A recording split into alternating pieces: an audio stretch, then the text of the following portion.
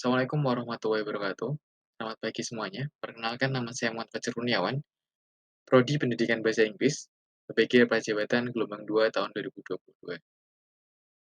Pada video kali ini, saya akan menjelaskan terkait refleksi pelaksanaan pembelajaran lapangan di MAN 1 Kota Semarang, yang mana sebagai pemenuhan tugas ujian akhir semester, mata kuliah pemahaman peserta didik dan pembelajarannya, yang mana berfokus pada pembelajaran bahasa Inggris kelas 11 semester 2 tahun 2022-2023. Akan ada beberapa topik yang akan dibahas. Yang pertama yaitu profil peserta didik, kemudian desain assessment, hasil assessment, desain RPP yang dirancang berdasarkan profil peserta didik, kemudian output yang terjadi di lapangan, selanjutnya hal yang dipelajari terkait proses pelaksanaan PPL 1 di MAN 1 Kota Semarang, dan yang terakhir adalah tips kepada masyarakat. Oke, untuk profil peserta didik, di sini berdasarkan hasil observasi yang telah dilakukan, perkembangan peserta didik kelas yang diampu sudah sesuai dengan usia mereka. Minat belajar peserta didik juga tergolong tinggi. Kelas yang diampu juga kondusif. Kelas 11 MIPA 1 ini tergolong dalam jumlah kelas besar yang terdiri dari 36 siswa.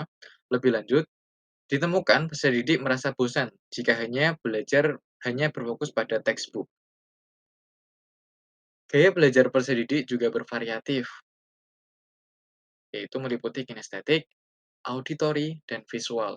Kemampuan bahasa Inggris yang dimiliki siswa juga cukup bervariatif. Teknologi juga memungkinkan untuk diimplementasikan dalam proses pembelajaran, pasalnya karena mayoritas peserta didik sudah mengetahui dan mahir dalam menggunakan teknologi. Poin akhir, fasilitas yang disediakan sekolah juga mendukung proses pembelajaran. Selanjutnya, berdasarkan profil peserta didik yang sudah disebutkan, kemudian mahasiswa membuat merancang sebuah asesmen meliputi asesmen formatif dan juga asesmen sumatif. Untuk asesmen formatif meliputi yang pertama yaitu peserta didik diminta untuk mengamati sebuah video dan menjawab beberapa pertanyaan terkait video yang ditampilkan. Selanjutnya mereka diminta untuk identifikasi kejadian yang memunculkan cause and effect pada sebuah cerita bergambar atau komik dan paragraf singkat. Selanjutnya mengurutkan sebuah kalimat rupang menjadi kalimat utuh yang mengandung kejadian yang memunculkan sebab dan akibat. Siswa kemudian diminta untuk menjawab beberapa pertanyaan yang disediakan pada platform Kahoot yang telah disusun oleh pendidik yang berfokus pada materi cause and effect correlation.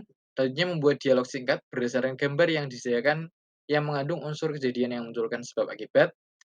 Siswa kemudian membuat sebuah cause effect tree atau mind map terkait possible impact yang akan muncul atas beberapa peristiwa yang disediakan, yang mana peristiwa tersebut dihubungkan dengan kehidupan sehari-hari peserta didik. Yang terakhir, untuk asesmen formatif, siswa diminta untuk membuat sebuah paragraf terkait cause and effect tree yang sudah dibuat, yang mana di sini peserta didik dibebaskan untuk mengumpulkan tugas tersebut dalam bentuk video, infografis, audio, maupun teks. Untuk asesmen sumatif sendiri, pada akhir pembelajaran materi cause and effect correlation, peserta didik diminta untuk menjawab beberapa pertanyaan pengetahuan dalam bentuk tes tertulis pilihan ganda yang telah disediakan oleh pendidik pada Google Form. Referensi soal diambil dari buku pegangan peserta didik. Poin berikutnya yaitu terkait hasil asesmen. Setelah melaksanakan asesmen, di sini pendidik melihat bahwa peserta didik menunjukkan perkembangan dalam pemahaman dan keterampilan pada materi pembelajaran yang dipelajari melalui asesmen formatif. Peserta didik dapat mengidentifikasi beberapa kejadian yang memunculkan sebab dan akibat, memahami struktur dan unsur kebahasaan yang ada pada cause and effect correlation, serta mampu membuat kalimat sederhana dan dalam bentuk dialog terkait kejadian yang bisa memunculkan sebab dan akibat. Peserta didik juga mampu membuat mind map dengan merujuk pada kemungkinan dampak yang akan muncul atas peristiwa yang terjadi di sekitar mereka dan membuat paragraf terkait mind map tersebut dalam bentuk video ataupun audio, infografis, dan juga bisa berupa teks. Hasil asesmen sumatif menunjukkan bahwa 13 peserta didik dari 36 belum mencapai standar penilaian yang ditetapkan. Dengan rata-rata skor yang didapatkan peserta didik adalah 81, dengan nilai terendah yaitu 35 dan tertinggi adalah 100. Proses pembelajaran dan asesmen yang dilakukan dianggap efektif, namun perlu adanya pemantauan terhadap berapa siswa yang di situ memang dirasa kurang tertarik dalam proses pembelajaran bahasa Inggris dan juga mereka yang belum mencapai tujuan pembelajaran yang diinginkan. Oke, poin berikutnya yaitu desain RPP, yang mana nanti akan dijelaskan beberapa pembahasan, yaitu yang pertama terkait kompetensi dasar yang diampu.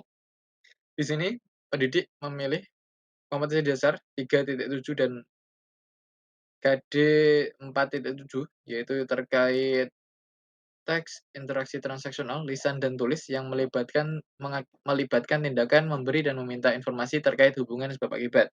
Untuk tujuan pembelajarannya, di sini peserta didik setelah melaksanakan pembelajaran diharapkan mampu mengidentifikasi situasi yang memunculkan pernyataan sebab dan akibat, selanjutnya menyebutkan situasi yang memunculkan pernyataan sebab akibat dan menyebutkan pernyataan yang dimaksud. Selanjutnya memahami struktur teks dan unsur kebahasaan dalam teks, interaksi transaksional dalam memberi dan meminta informasi terkait hubungan sebab akibat.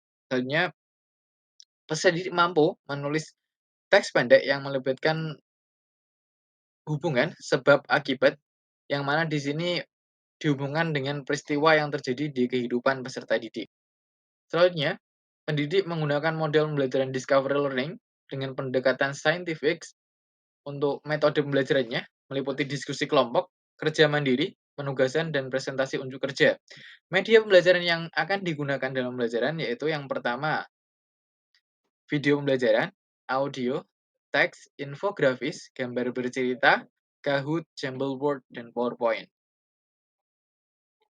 Untuk alur kegiatan pembelajaran, di sini ada yang pertama observing, mengamati, kemudian questioning, bertanya, kemudian ada collaborating, berkolaborasi atau berusaha, kemudian communicating, presentasi, dan juga creating, membuat sebuah produk. Kemudian materi pembelajaran yang disusun meliputi yang pertama, definisi, contoh, struktur dan unsur bahasaan dari teks transaksional yang berhubungan dengan peristiwa yang memunculkan sebab akibat. Kemudian signal word yang digunakan dalam cause and effect correlation, dan yang terakhir yaitu penjelasan perbedaan antara sentence dan frasa. Selanjutnya instrumen penilaian yang disusun oleh pendidik meliputi yang pertama, penilaian pengetahuan, penilaian keterampilan, penilaian sikap, dan instrumen refleksi kegiatan pembelajaran. Untuk instrumen refleksi kegiatan pembelajaran, di sini meliputi refleksi terhadap proses pembelajaran yang dilakukan dan juga kompetensi pendidik dan kesesuaian antara rancangan dengan praktek pembelajaran yang dilakukan. Selanjutnya output di lapangan ditemukan setelah melakukan proses pembelajaran berdasarkan RPP yang dirancang. Yang pertama, peserta didik mampu mencapai tujuan pembelajaran yang telah ditetapkan. Peserta didik merasa tertarik dan termotivasi dalam proses pembelajaran. Mereka mau memahami materi pembelajaran dengan baik karena metode dan media yang digunakan sesuai dengan kebutuhan mereka. Pembelajaran dapat meningkatkan keterampilan sosial dan keterampilan kerjasama antar peserta didik, yang mana di sini diakomodasikan dalam proses diskusi kelompok. Peserta didik di sini, setelah melakukan proses pembelajaran, pendidik dapat menilai capaian belajar peserta didik dengan objektif dan akurat berdasarkan instrumen penilaian yang sudah disusun oleh pendidik. Selanjutnya, peserta didik merasa senang dan tertantang karena diberikannya ruang untuk berkolaborasi dan berkreasi pada proses pembelajaran. Selanjutnya, ditemukan juga tidak semua peserta didik mampu mencapai tujuan pembelajaran yang telah ditetapkan. Peserta didik juga masih merasa kesulitan dalam memahami instruksi yang diberikan oleh pendidik. Beberapa kegiatan tidak bisa tercover dengan baik dalam proses pembelajaran, yang mana di sini manajemen waktu merupakan kunci dari seorang guru dalam memimpin sebuah kelas. Selanjutnya, persiapan yang matang menjadi salah satu kunci sukses di dalam kelas. LKPD yang disusun terkadang menjadi kendala bagi peserta didik, entah itu terlalu sulit atau mungkin waktu yang dibutuhkan untuk mengerjakan LKPD tersebut tidak ada.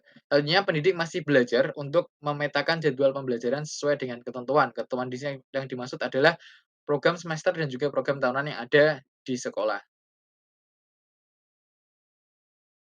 Poin berikutnya yaitu terkait hal-hal yang dipelajari selama praktek pembelajaran lapangan di Satu Kota Semarang. Yang pertama yaitu mahasiswa menjadi lebih baik dalam mengelola kelas. Setelah beberapa praktek mengajar di kelas, tentunya mahasiswa belajar secara langsung bagaimana cara praktik baik untuk mengelola sebuah kelas. Selanjutnya yaitu meningkatkan kemampuan dalam berkomunikasi, yang mana ilmu komunikasi ini penting dimiliki oleh seorang pendidik.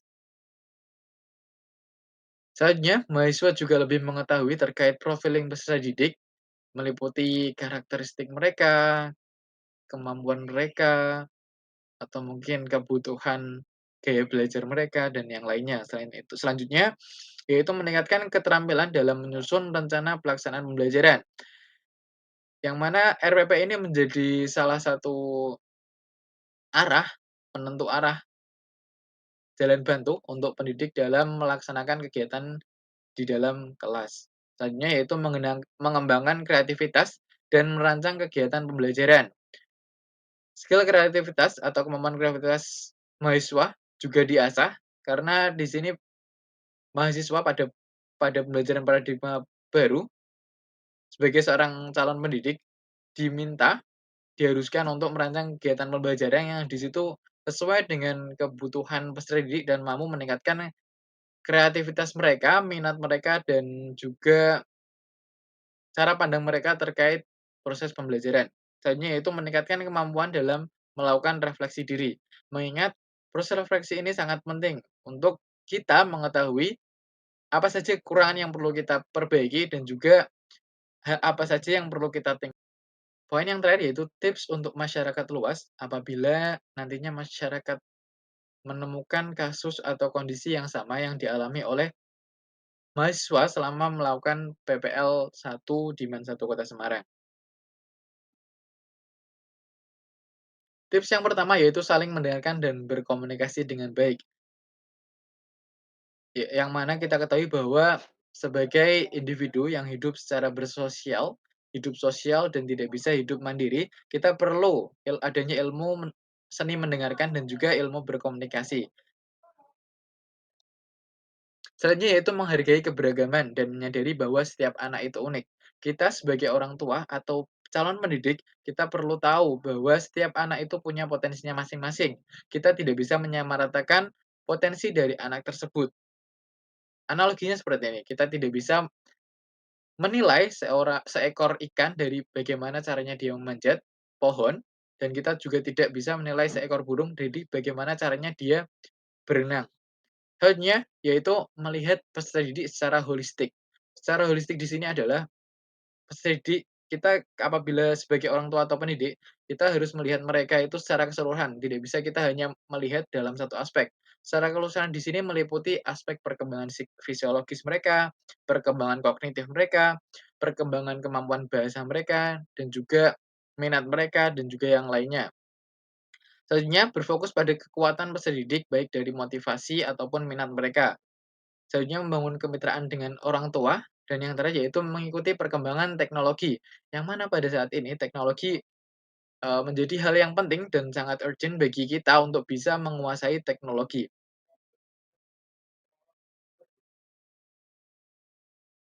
Sehingga dalam proses pembelajaran, teknologi ini, wajib diimplementasikan oleh seorang pendidik agar nantinya, peserta didik tidak kaget dengan cepatnya perkembangan teknologi yang ada pada saat ini. Masyarakat luas pun perlu mengikuti perkembangan teknologi ini agar nantinya mereka juga mampu untuk menyeimbangi kecepatan perkembangan transformasi informasi yang ada pada saat ini. Mungkin itu penjelasan dari saya terkait refleksi praktek pembelajaran lapangan di Man 1 Kota Semarang dengan beberapa aspek yang sudah dibahas tadi. Semoga video ini bisa bermanfaat bagi saya maupun bagi penonton. Sekian dari saya, apabila ada kesalahan saya mohon maaf. Wassalamualaikum warahmatullahi wabarakatuh.